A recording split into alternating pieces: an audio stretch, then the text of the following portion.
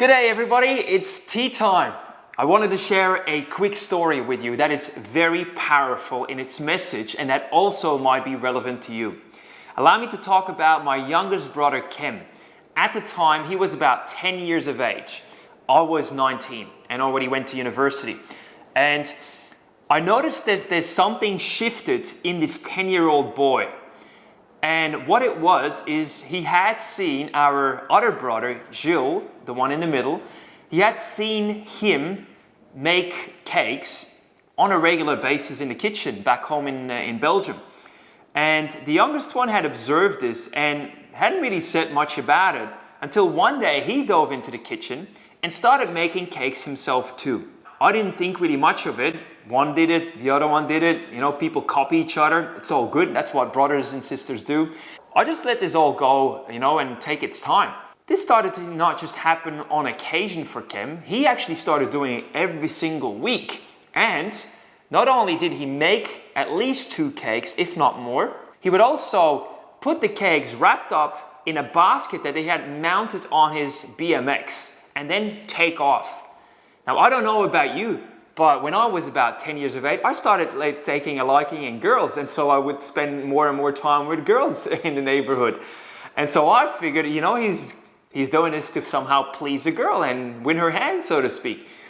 But nothing was further from the truth than that. I found out after a lot of weeks observing this behavior and pretty much first initially fabricating answers in terms of what could it be, I actually wanted to just know what the facts were. And so I asked him, I said, look, Em, why are you doing this every week? A lot of your friends are just playing outside. They're doing all sorts of fun stuff. And you're just always spending time in the kitchen and then taking these wrapped up cakes to some place that I don't know where. And he said, well, brother, he said, I actually am bringing those to my clients. And I almost fell off my chair. I was like, your clients? You're 10, all right? And so he said, well, pretty much the place where we both grew up is a coastal town and it's got a beautiful esplanade with lots of shops out there. And he said, look, I'm actually taking these cakes to my clients and what I'm doing is I'm asking pretty much, there's lots of cafes next door to each other. All of them have a lot of people going in for coffees. And what my strategy is pretty much in knocking the doors and asking the owner of the cafe, would you like to sell more coffees than the ones next door? And then obviously most of them would say yes. And then he said, well, the way you do it is you buy a cake of me, you cut it up in small pieces, and then you add a nice piece of that cake right next to the coffee as an extra without charging any more. And you will find that a lot of people will come back because at your place, they get the coffee and then they get the extra cake. This is what he was doing. He effectively sold his cakes every week to these people on the esplanade. And I thought, that's not only really smart, now I don't want to know, why are you doing this? And then he said, well, brother, I figured that by the time I turn 18, I would like to be in a position to have enough cash to buy a car, new car, brand new from the dealership, cash. I almost got gobsmacked, like the lightning struck me instantaneously.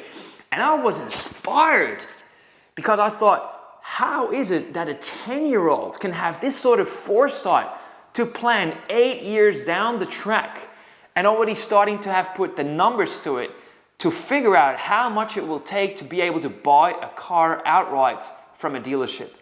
Guess what? He didn't necessarily buy it at the age 18 because he had actually received the second-hand car of our father, let's say our stepfather.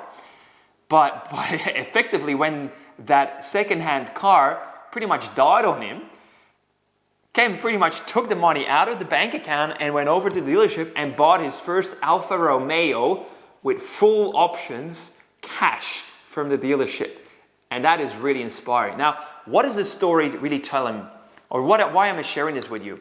Point number 1 is, having foresight in life gets you places.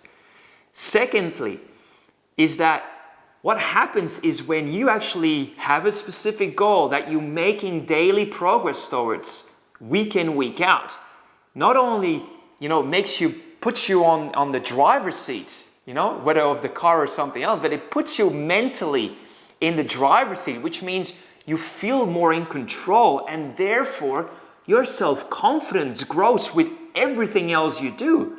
Because you feel in control and you're making worthy actions, though it's a worthy goal of yours every single day. So that's number 2. Number 3 then is, of course, the chances of succeeding at something really inspiring go through the roof as you make these deliberate attempts towards your success. And so I just wanted to somehow share this quick story here, because that story has had such a big impact on me, his older brother, that still today I'm using this to actually make conscious efforts to achieve things that I am really passionate about as well. If you like this, give me a thumbs up. If you have any thoughts or questions, please post them below, and also subscribe to my channel. My name is Bram. Thank you for joining me.